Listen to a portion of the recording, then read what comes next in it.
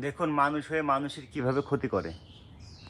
আমার এই যে কলা গাছগুলো, এই যে মুসাগুলো যেভাবে কাটছে, এটা কিন্তু এই কলাটার কিন্তু অনেকটা বড় একটা ক্ষতি হয়ে গেছে। তো আপনাদেরকে আমি আরও দেখাইতেছি। দেখুন আমার এই একটা গাছ, দেখুন কি অবস্থা, কি ক্ষতি করছে দেখুন।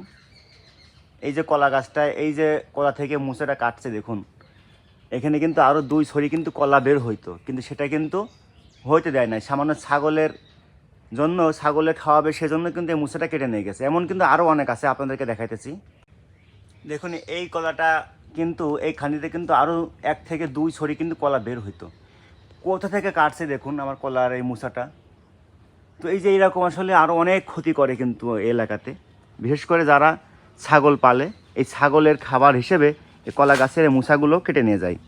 তো তারা মাত্র অল্প একটু লাভের আশা, মানে ছাগলের খাবার হিসেবে আমাদের যে কত বড় বড় ক্ষতি করতেছে, এটা কিন্তু কল্পনার বাইরে।